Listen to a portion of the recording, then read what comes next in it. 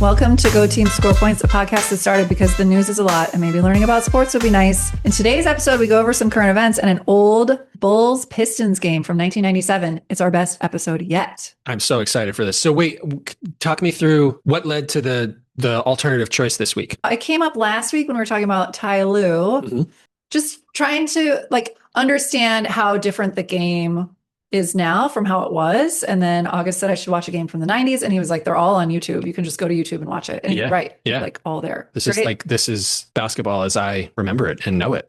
I'm excited. We're going to get into it. Yeah. What do we do first? Current events. Current events. I cut off all my hair. Your hair looks really nice. Thanks. I can't really see the bottom of it over your computer. It's not there. It's not there. Oh, it's just air. Gone. It's negative space. It's gone. Yeah. Yeah. It does look nice. Good job. Thanks. This is kind of a sad current event. Do you know about this? Oh, no. About Cade Cunningham? Oh, yeah. It's on there. It's on there. You tell me. I didn't think it was that sad. I thought he was going to be okay. I think he's going to be okay. Go ahead. Talk. Go ahead. He has a collapsed lung. Is that? So I do not want to make light of this. Either that name is way too dramatic for what it is, or they are way underestimating the recovery time. That sounds like, collapsed lung, like you need air to live for sure. So lucky for us, I watched a TikTok about it. Oh, good. Tell me. Okay. Yeah. I should have downloaded it so we could watch it again. So they were showing the play where they think it happened. Yeah. And a guy, he bumped into another player and that guy's knee kind of rammed into his side. Yeah. And in the next play, you could see him stretching and he puts his arm up, trying to get a better breath. And then he keeps playing. Yeah. And then he does it again. And then he goes to the trainer. The name of it makes it sound like the lung is no longer capable of holding air. It's not right. I don't get it. So anyway, they're going to reevaluate him in a couple weeks. Good. But if it's not him for MVP, because that's what we talked about last week, is if no one is qualifying for MVP, looks like it's going to go to Cade Cunningham. Yeah. And if it's not him, we're in write-in ballots at this point. Sure. Yeah. Everyone's available. Anyone 65 games plus, both of those players who played more than 65 games this year could be MVP. And there's only two. That was the point of that joke. I don't know how many. I wonder how many people have played. Yeah, good question. I really do. Because if you're a bench player, you're not playing that much. Yeah. And if you're a starter, you've probably been injured. So and I think you need to play more than 20 minutes for it to count. I think this is going to the winner is going to just by process of elimination, we're going to end up with the perfect guy. Yeah. Well, so it's weird because the all NBA teams, do you know what that is? They pick three teams that are the first team all NBA is loosely the best five guys in the league. Right. Then the next best five, then the third best five. So it's a real honor. And you need to play 65 games to be on those teams. The buzz this week is you cannot tell the story of this season in retrospect in a snapshot without Cade Cunningham. He's a really big part of this year's story. Yeah. And if he plays 63 games or whatever it is that he's played and doesn't come back this year, and you're looking back in 40 years, it's just for people who care about that, it's just not going to be part of the story. There are also financial implications I think he might have already made an all NBA team. So for him, the finances won't matter. It's bizarre. Yeah. It's bizarre that the story this season won't include him. So that's kind of sad. Yeah. That story about him. I hope he's okay. It sounds so scary. Collapsed lung sounds really scary to me. Yeah. Anything else on that one? Not on that one. No. What else do you have? I didn't look into this, but there was a Spurs game the other night where they played the Suns. And I don't know what happened because I was out to dinner with my friend Sean. Hey, Sean and family. We were at Chili's. Okay. There was a TV there playing the Spurs Suns game. I saw the score that the Suns were winning. But then, and this was third quarter when we sat down. And by the time we were leaving, Wemby was crying again. Oh, wow. Everyone was really happy and Wemby was crying. And then later, when I got home, I saw a highlight where it was a 3-point shot in the last 1 second of the game. And he won it, which is that's a movie. That's the end of a movie. Totally. It kind of feels like a exclamation point in this season for him to me. I don't think they're going to catch the Thunder for that 1 seed. And I think Shea's going to win MVP, but he's here, man. We're watching it. It's so exciting. It's pretty awesome. Yeah. Those are my current events. Only other thing, do you remember a few weeks ago I was saying how Luka, people were so frustrated with Luka that we're forgetting how good he is at basketball. He's on a heater right now. I think in March, he's averaging 37 points a game or something like that. He scored 60 against the Heat the other night in a game that the Heat really wanted to win. Lakers are third in the West and they look like the third best team in the West. They are sailing right now. Some of it's LeBron has just decided okay, I'm going to be the third best player on this team and be the most overqualified role player in the league, but Luka is cooking. He is awesome. Maybe he's got a lot of like frustration with personal life things. You're joking? I think. No, I'm not. Oh, do you know what? Yeah. What's Do you know? No, not really. Oh. What is? So his partner, I don't know if they're married. They have a child together. So she went back to Slovenia, had their second kid, and filed for divorce or broke up. Oh boy. There's something with custody happening. Yeah. So it seems like things that would be really hard, right? Yeah. Something personal. Yeah. Anyway, he's playing his head off right now. He looks like one of the best 2 or 3 players in the league again. Okay. Yeah, pretty fun. Good. I think that's it. That's kind of all I have for current events. Great. Yeah. Those are just some of the current events from the week. I can't wait to see what happens next week. I hope it's good news about Cade. Me too. Yeah. Okay, internet comments. A lot, right? So many. Long one. Yeah. Somebody says, what's the point of listening to these weirdos talk sports? The woman didn't even know what topic they were on. Okay, first of all, I do know that the GOAT debate is between LeBron and Michael Jordan. Yeah. I know this. I'm in perimenopause. I forget things mid-sentence all the time. Sure. Every single topic. Yeah. So me not coming up with those 2 names right away had nothing to do with my knowledge of the debate. Yeah. It had everything to do with my hormonal state and age. Okay. I mean, at Chris GCC 4059, honestly, pretty good comment. Like, way to take the time. But then there was a response from someone named Ruby Farley 5805. Yeah. And that commenter says, I don't know. She said a lot of things I really agree with, and I'm a man. That is really funny. Whoever you are, Ruby Farley 5805, I appreciate your maleness. I appreciate your comment. Everything about that's great. But the word weirdo really made me laugh. That was I like that in Chris's comment. By all means, Chris GCC, don't listen to us talk about sports. You are. It's a big internet. Go find people you want to hear talk about sports. Yeah. I did take the time to comment. Yeah. Like warning other people. Yeah. What's the point? There's public service. But there were a couple of good comments.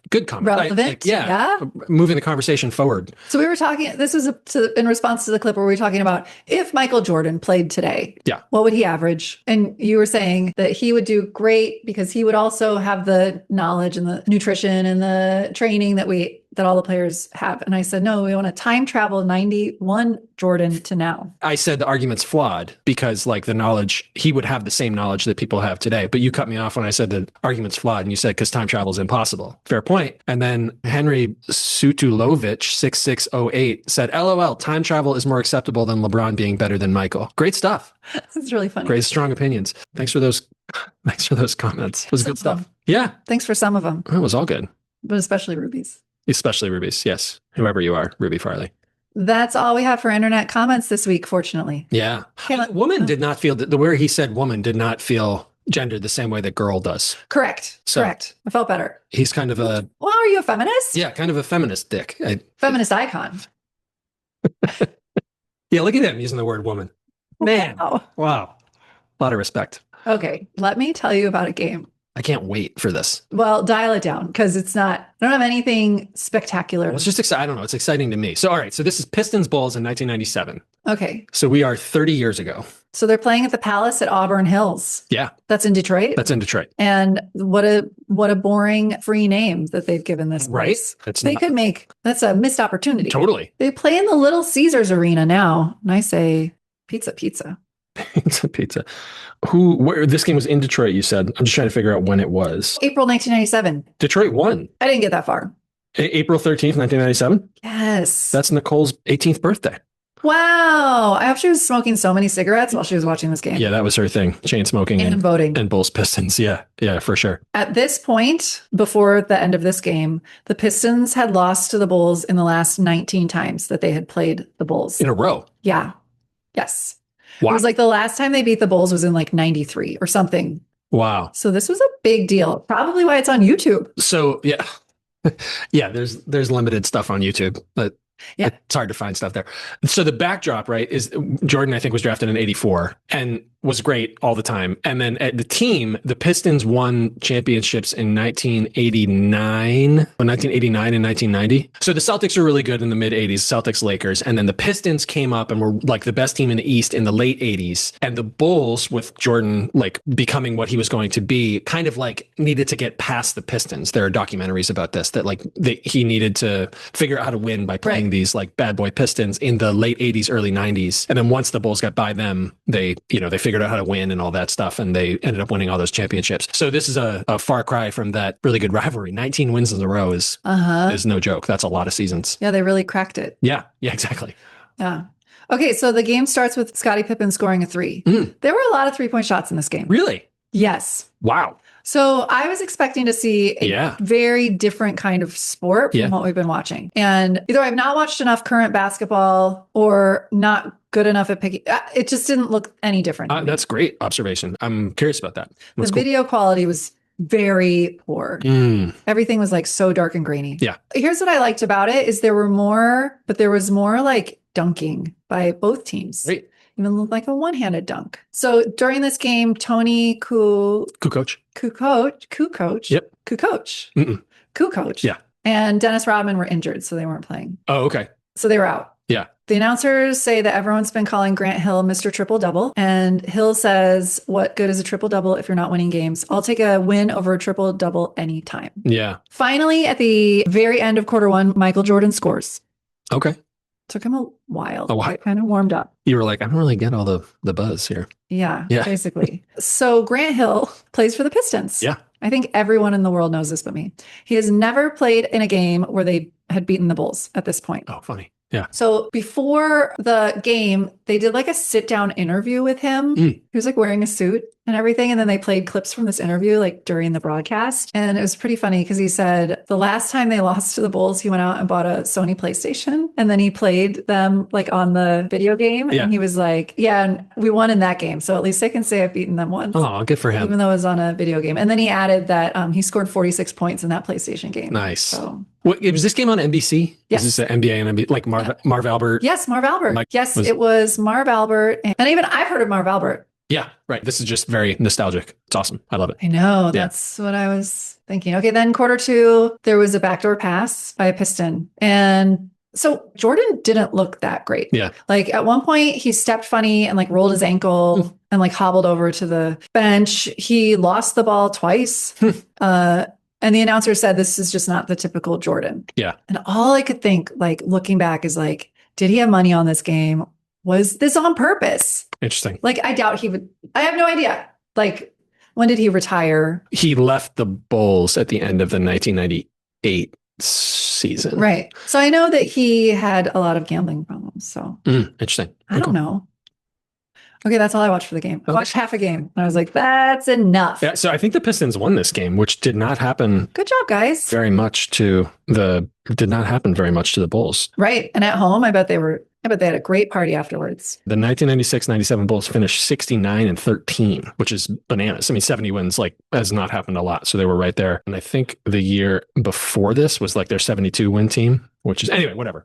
So you watched one of the few games that they lost that year. And it's interesting that I wonder what I would think if I watched it, just like about the spacing and how different the game would feel. I know. Yeah, I bet you would pick up on a lot more than I did. Maybe.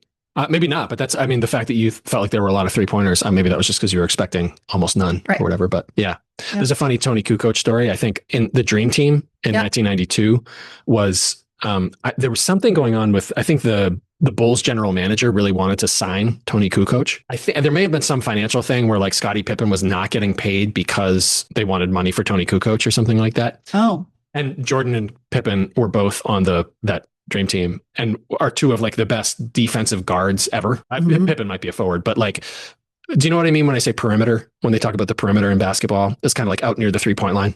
Yeah. Okay. So perimeter defense is like defense out there. Those are two of the best ever. And they just like embarrassed Tony Kukoc in like the Olympics. They were like, oh, you want to sign this guy? We are going to make him look. Oh, yeah. That's so mean. Well, I mean, it was in the game. But like Scottie Pippen is like, he and Kawhi Leonard are probably the two best defensive perimeter defenders ever. Yeah. And like, they were just like, we're going to show you how not valuable this guy And like really took it to him. Anyway, so and he ended up on that team anyway and was kind of important for them in this second title run. So, but that's cool. Nice job watching this game. Where are we at? Announcers? Yeah. Did they say anything? Not really. No.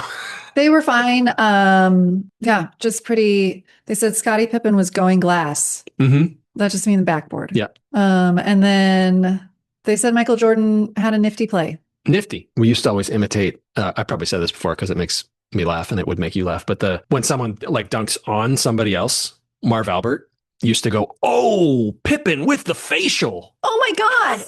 He did not say that at all when I was watching. I know. Maybe there wasn't a facial in this game. I would have written that down. Yeah. For sure. Yeah, that would be a whole segment. Oh, here's a graphic that I thought was really funny that they showed. Like, can you imagine this graphic? Put up your stats and then the rest of the team. Jordan, rest of team. He's pretty special. Okay. That's wild. You randomly picked a game they lost. That, that's something. Look at me go. Yeah. All right. Okay. Now it's time for MVP, LVP, what we've learned in most confusing part. Who is your MVP? Okay. I'm going to say whoever that commenter, Ruby Farley was on our YouTube video, that man, he knows what he's talking about. Yeah. Stated with a confidence that only a man could project. And I believe it because it came from a man. Sure. It's on the internet and a man said it. It's got to be true. I'll give my MVP to the person who called us weirdos to you up Ruby Farley, because without that, none of this would have been possible. Yeah. Good job. Great. I mean, your LVP, it's got to be Jordan, right? A little bit of a letdown. Yeah. He lost the ball a couple times. This game, you don't want to do that. Yeah. I think LVP, I didn't watch this game. I'll agree with you. LVP could be Jordan. It's not really a fair snapshot of his career, but if you were comparing this game to LeBron James' career, it'd be LeBron James. It'd be LeBron James. GOAT. That's true. That's true. Confusing? You have a confusing that the game didn't seem that different, right? I think that's my confusing part. Yeah. It just seemed, but again, I think that this is user error. Yeah. Yeah. Like, I really do wonder if you watch this game, if you would be like, man, so whatever. Yeah, maybe I'll watch some. There are very few offensive like plays in the NBA right now that have more than one person inside the 3-point line, like by design. Oh, right. That just to create space. Yes. And that I would guess if you watch this game and just counted the amount of minutes that there were more than 4 people inside the 3-point line, it would be 10 times what it is today or whatever. Yeah. I don't know. My confusing part, I think we've talked about this too. Grant Hill had a little bit of a disappointing career because of injuries. He was incredible, but had a little bit of a disappointing career because of injuries. And my confusing part is like, what could his career have been? I think he wore Fila's shoes, who are not renowned for their basketball shoe prowess in the way that like Nike or Converse are. And that's interesting. Yeah. Interesting theory. Yeah. Because like somebody on the NBA is signed with New Balance, Skechers. Like there's some outliers. Yeah. Yeah. I think it's interesting you blame the shoes. Well, what I was going to say is there are like stories about Kobe like going to Oregon to the Nike factory and like having his feet molded and like, they looked at the way that his knees align and all that stuff and like designed shoes for him based on that. Yeah. I wonder if Grant Hill just like slipped on a pair of Fila's and like just went to Foot Locker. Yeah. They like stitched his, he's like, these are $10 less. He's like, wait, do you have these in a size 20? Yeah. And they're like, well, let me check in the back. And they're like, these are the only ones. He's like, I want some Nikes. I hear they're good for your knees. And they were like, we only have 20s and Fila's. All right. Yeah. And then he stitched his name on them. Yep. Who knows? He might have been doomed anyway, but that's a theory that's been floated that his career got cut short. So that's confusing. That is confusing. What'd you learn? I learned that the Pistons lost to the Bulls 19 times in a row. Yeah. Like that must be like, this is a team we cannot beat. A bummer. Yeah. A bummer. Yeah. A lot of teams lost to the Bulls a lot of times in a row. You want to know a fun Michael Jordan stat? Yes. That like I think it's something wild, like in the 1990s, that whole decade, no team that he was on ever lost 3 games in a row. It was like, out of 700 games or something, never did they lose 3 in a row. So does LeBron have a stat like that? I don't know. This is like really interesting. So, yeah, the whole comparison is not fair. The league was like so much worse then. If you go back and look at all those all NBA teams, there are, guys on the third team that you're like, who? Like, what? How on earth did that guy, he averaged 11 points a game or whatever. And today it's not that. Unless the people who played less than 65 games don't make it, and then it would look really misleading. But the league is so much deeper now. And, I think it was when I was watching stuff with Ty Lue last week. I think he was talking about how they had to all get to the airport and check in. They had to check in for their flights. They flew commercial. Yeah. Doc Rivers tells stories about eating Dunkin' Donuts in the locker room before playoff games against the Celtics, right? Just, well, indigestion. It's or whatever. quick energy. Yeah, sure. Yeah. I guess we're going to use it. I mean, there was no Gatorade back then. Yeah, grab a nap and go play some basketball. Yeah. There's like an inevitability to Jordan to me, this game notwithstanding. But like, you're like, he's gonna figure it out, and he always did. He was 6-0 in the finals, and LeBron was not that in the finals, and that's not really fair. It's a team game, and it's all. But to me, it was like you were watching a myth being created as it happened, and you knew it. You're like, he's just going to be as big as the moment demands every time, and it never felt like that for me with LeBron. It was, which could be about me. I might be the wrong age to be. Oh yeah, this is old man stuff. Yeah, romanced by that kind of feeling or whatever. But anyway, you know what? It's because it was your birthday. It's like ticked over to that old man stuff. I'm asking a lot of really hard questions. He's like, how do I make my phone? Yeah. How do I get the camera to flip around the other way? Can't even find LeBron. Let me go grab a VHS and watch some Michael Jordan. Anyway. You can do it on YouTube. Yeah. Did we do it? I think we did. Wow. Good job. Good job. Thank you for listening to Go Team Score Points. Today's episode was edited by Irish. You can reach us at goteamscorepoints@gmail.com. Join us later this week when we're going to learn about where all these 1997 Bulls and Pistons players are now. And we're going to do some trivia. Can't wait. See you then.